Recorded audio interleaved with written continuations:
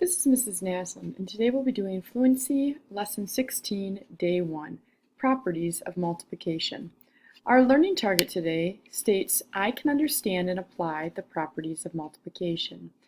Now, in today's lesson, we'll be reviewing some of the properties of multiplication we've already learned, and we'll be learning a couple of new ones. Today is a review and an introduction, and we will go deeper into these properties as we get deeper into the fourth grade curriculum. So, first one we're going to talk about is the commutative property of multiplication, which states that you can switch the order of the factors without changing the product. So they give the example, A times B is equal to B times A.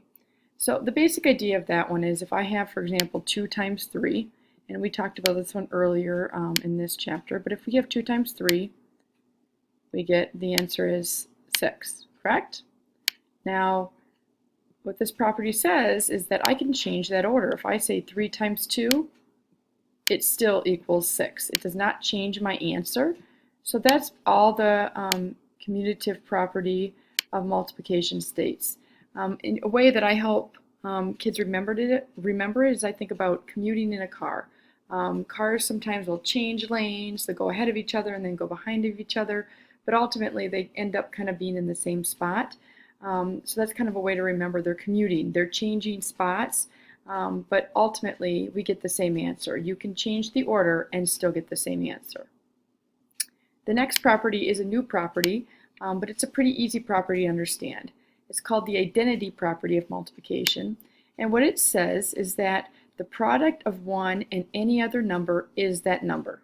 So, when I multiply any number by 1, I get that number. So 7 times 1 is going to equal 7.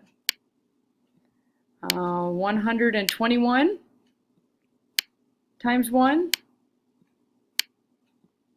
is going to equal 121. Okay, it doesn't matter how big the number is. Any number times 1 is that number. So that's the identity property. A way I always help or tell kids to remember this one is that identity, it starts with an I, identity, looks like a 1, right? I is 1, you're one person. So 1 times anything is going to be that number, okay? All right, a couple things about the commutative property. We're going to kind of jump back there for a second. This question says, do you think that there is a commutative property of subtraction? That is, do you think A minus B is equal to B minus A? So let's just try it. Let's say we're doing A is 3 and B is 2. So we'll start off with 3 minus 2. Is that the same? Is that equal to 2 minus 1? Okay, so let's try it. 3 minus 2 equals 1. And, or sorry, 2 minus not 1, it should be 2 minus 3. And 2 minus 3, we actually go into the negatives. So are those equal? No, they're not. So does the commutative property of multiplication work with subtraction? Nope, it doesn't work. How about if we did it with division? So let's make a bigger number that might be a little easier. Let's say, okay, our A is, we'll say a 6. So A equals 6, and B equals 2. Okay, so that works, right? But how about this one if we switched it around? Can I say 2 divided by 6? Am I allowed to do that? If you said no, you're right. You can't divide a bigger number or smaller number by a bigger number. So if I tried it with division, it doesn't work. The commutative property of multiplication just works with multiplication. At least it doesn't work with subtraction or addition, or subtraction or division. With addition, it would work as well. All right, so these last questions here ask you to use the commutative property to find the value of n. So, and we've done some of these earlier, but let's just review. If we have 29 times 8, again, the commutative property means you can change the order and it doesn't change the answer. So it's going to be 8 times, and then I just look at the number that I don't have yet, 29. Okay. All right, let's try this one. We have n times 49 is equal to 49 times 16. So really, all I have to do is find the missing number and fill it in. So go ahead and do this one here on your own. It says 7 times n is equal to 36 times 7. So thinking about that, what number do you think n would be? If you said 36, you are right on. Great work. All right, let's keep moving on to some other properties here. All right, our next property is called the associative property, and that states that the product is the same no matter how the factors are grouped. So when we're multiplying, no matter how we group them, we'll end up with the same answer. So, for example, if we look up here, they kind of are showing a little diagram to help show that. Let's say that I'm doing 3 times 4 times 2. So I've got my 3 times my 4, right? So 3 times 4 is 12. I'm just going to write over my box here. And then I have 2 sets of those.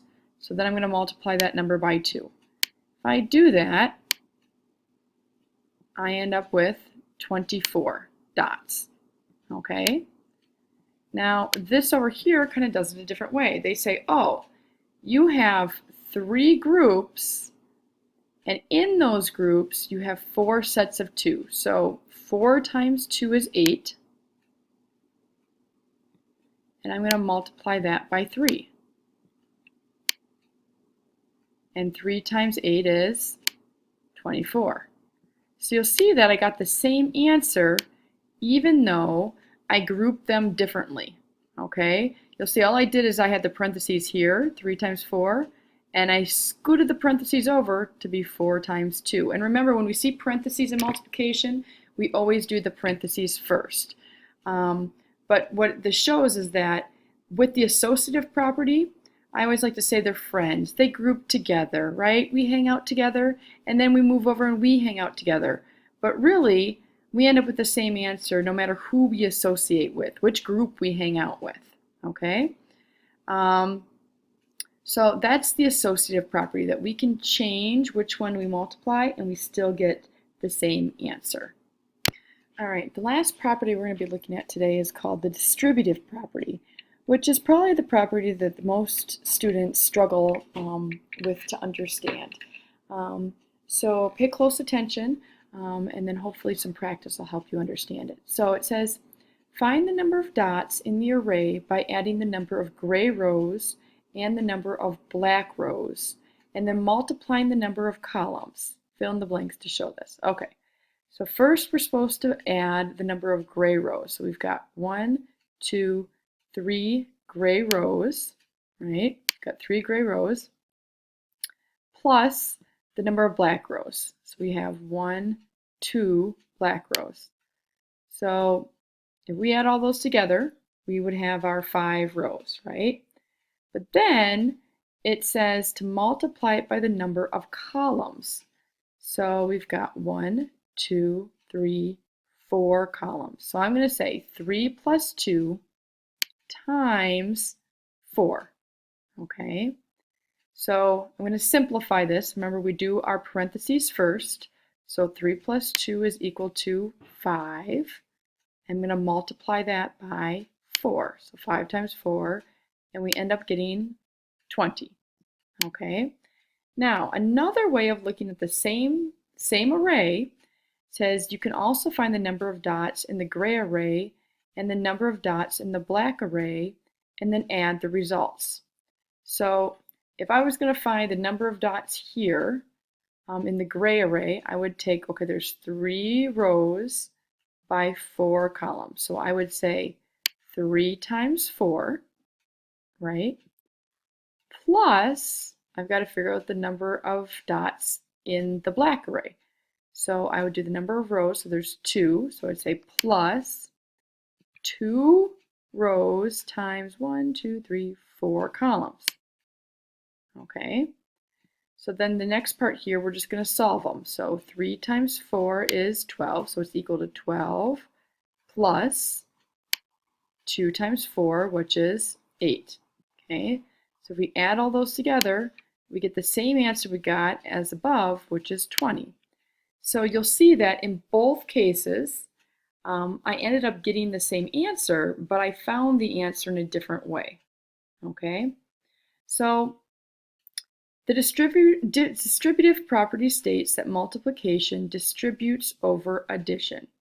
Okay, so meaning I can take and I can spread it out over multiplication. So for example, if I look here at an example, and we'll look at these ones down here, and I always like to do these ones first because I think it's easier to understand. But if I look and I want to distribute this over addition, all I do is I look and I say, okay, I can rewrite this as 8 times 2, okay, 8 times 2, plus, so I'm going to keep that plus sign, 8 times 4, okay? So I can distribute that multiplication over addition, okay? And if I would solve that, 8 times 2 would give me 16, plus 8 times 4, which ends up being 32. And I add those together, I end up with 48.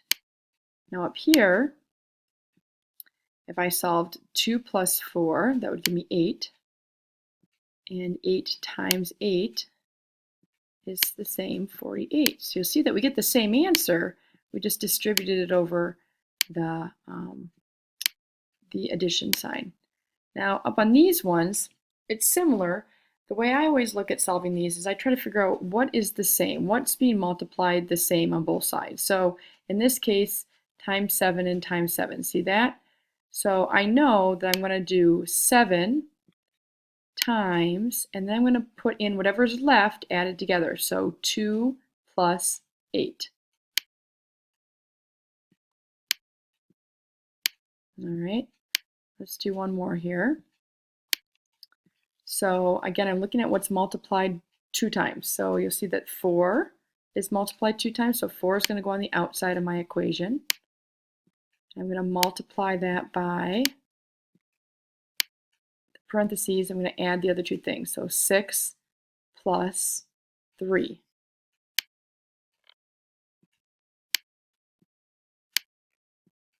Great.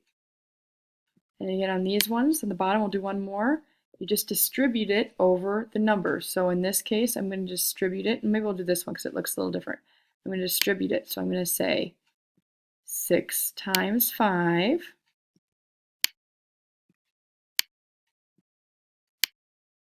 I'm going to say plus, because we don't want to forget that plus sign. And then I just distribute it, like I'm handing out a sheet of paper, 6 times 4. We'll get some practice on this. This is definitely the more challenging property of them. That's kind of a little introduction, and we'll get some practice as we go. I made a little cheat sheet for you because on today's homework and remembering, one thing they'll ask you to do is to choose which property is which. So I kind of gave you a little cheat sheet. Remember the commutative property, I always think of cars commuting, changing lanes, that I can change the order and it doesn't matter. 2 times 3 is the same as 3 times 2. The identity property, think of it as identity, I is 1. So any number times 1 is that number. 2 times 1 is 2. 121 times 1 is 121. Okay? The associative property, think of friends group, or they associate with each other. That it doesn't matter where the parentheses are. I can change that, they equal the same. So 1 times 2 in parentheses times 3 is the same as 1 times 2 times 3 in parentheses. That we can change that order of the parentheses and we get the same answer. And lastly, the distributive property, think of distributing or handing something out. It states that multiplication distributes over addition. So I can say A times B plus A times C, okay, is the same as this right here, that it distributes over addition. So those are the